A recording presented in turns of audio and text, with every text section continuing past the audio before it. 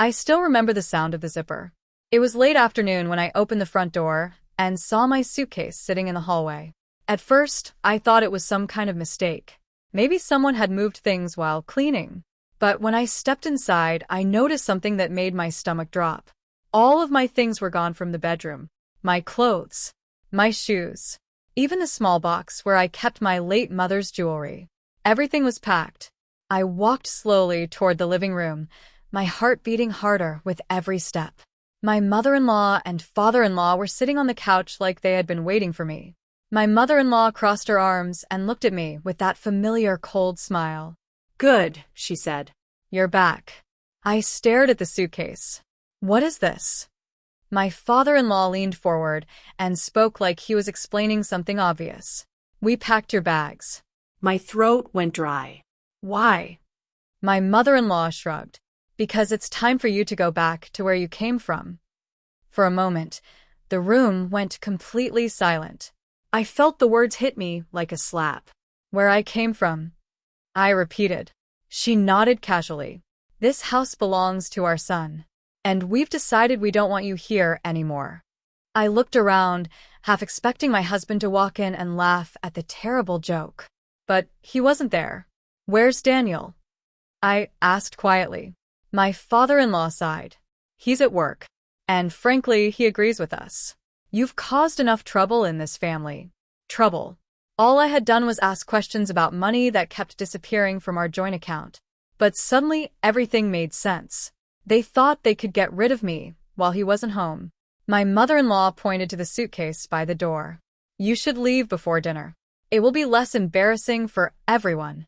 I didn't scream. I didn't cry. Instead, I slowly picked up my bag. "All right," I said calmly. That seemed to surprise them. My mother-in-law raised an eyebrow. "That's it." I gave a small nod. Yes. "That's it." I walked out of the house, closed the door behind me, and stood on the sidewalk for a long moment. Then I took out my phone. Not to call a friend. Not to call my husband. I called a lawyer. 3 days later, the entire family was gathered in the same living room. My in-laws looked extremely confident. My husband looked uncomfortable but quiet. My mother-in-law gave me a smug smile. "I thought we made it clear you weren't welcome here." I placed a single folder on the table. "That's okay," I said calmly. "I won't be staying." My father-in-law scoffed. "Then why are you here?" I slid the document across the table. "Because you should read that first." My husband picked it up. At first, his expression was confused. Then his face went pale. "What is this?" he whispered. I folded my hands. "It's the deed." My mother-in-law frowned. "Deed to what?" "To this house." Silence fell over the room. My husband looked at me in disbelief. "You told me the house was in my name." I shook my head.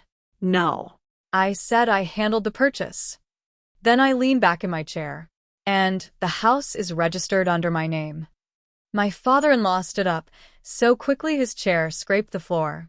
"That's impossible." I pointed calmly to the bottom of the page. "My name is right there." My mother-in-law grabbed the document and read it herself. Her face slowly turned red. "You tricked us." I smiled faintly. No. I just didn't feel the need to advertise it. My husband ran a hand through his hair. "You're serious?" "Yes." I looked around the room, the same room where my suitcase had been waiting for me days earlier. Then I said the one thing none of them expected. "So now," I said quietly, "you can all go back to where you came from."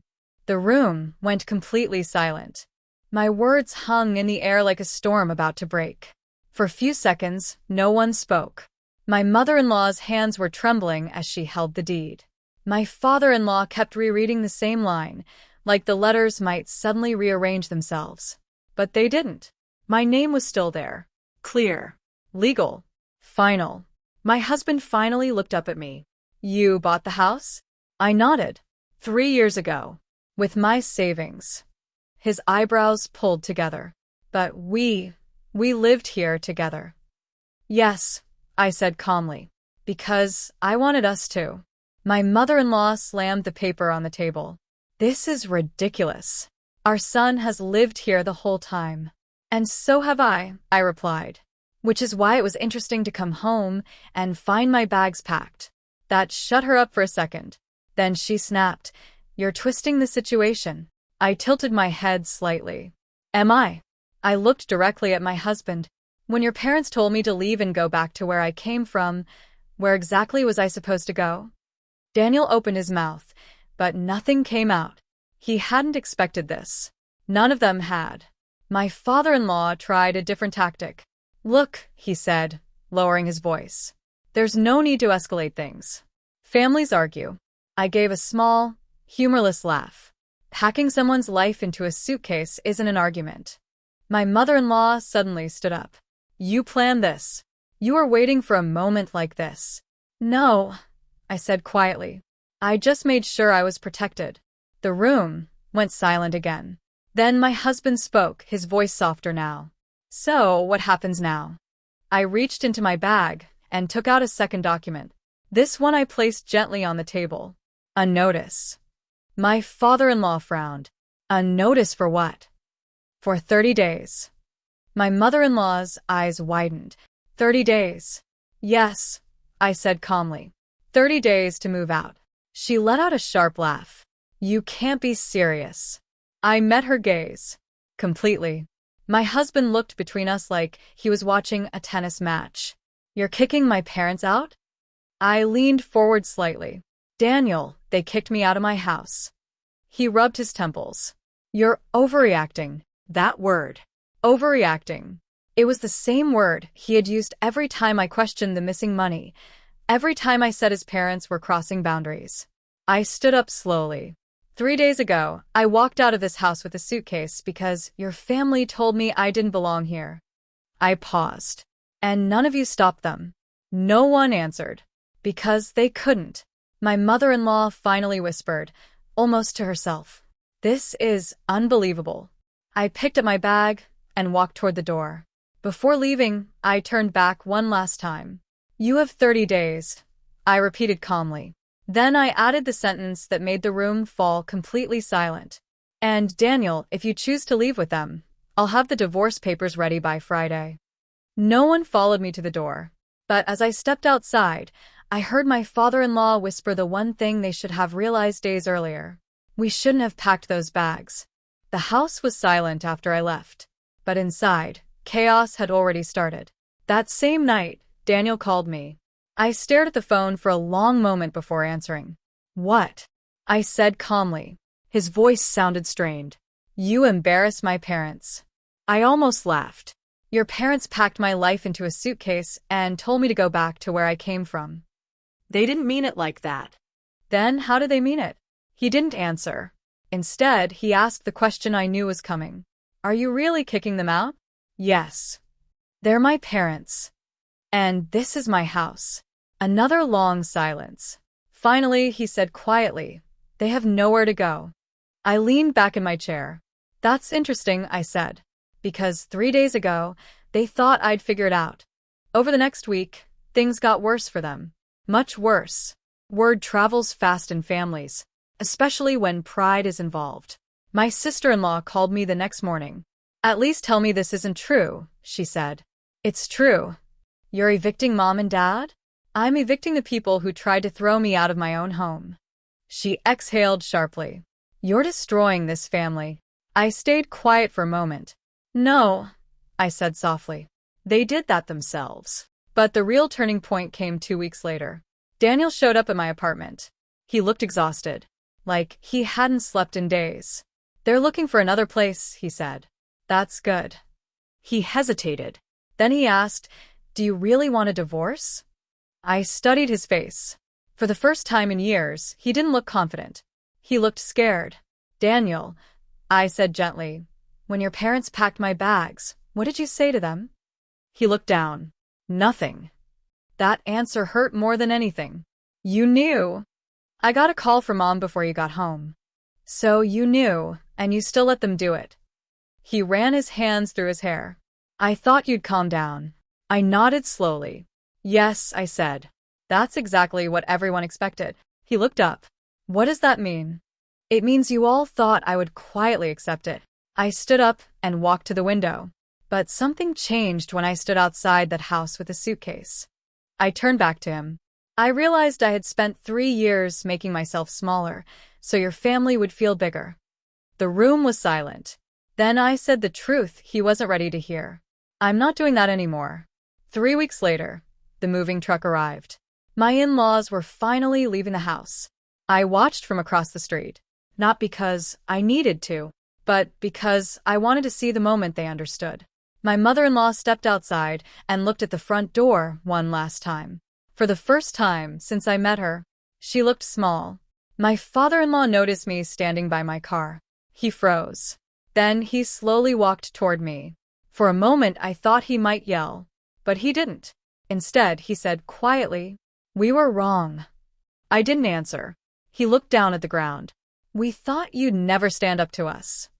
I crossed my arms. "You were right," I said. "I didn't." He nodded slowly.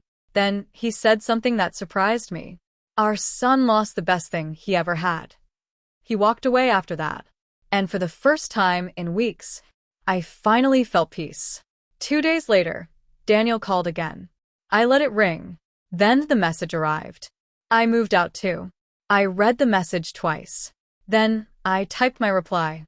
Just one sentence. "The divorce papers are ready." And this time, I didn't feel sad at all. The divorce was finalized 3 months later. No dramatic courtroom scenes. No shouting. Just signatures, quiet voices, and the sound of papers sliding across a desk. When the judge asked if we both agreed to the terms, Daniel hesitated for a second before answering. Yes. I didn't hesitate. Yes. That was the end of our marriage. But strangely, it didn't feel like the end of something. It felt like the end of something that had already been broken for a long time. A week later, I went back to the house. My house. For the first time since everything happened, it was completely empty. No voices. No tension. No one criticizing the way I cooked, cleaned, or lived. Just silence. I walked through every room slowly.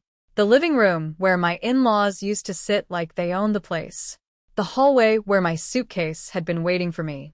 And the front door, the same door I walked out of that afternoon. I stood there for a long time.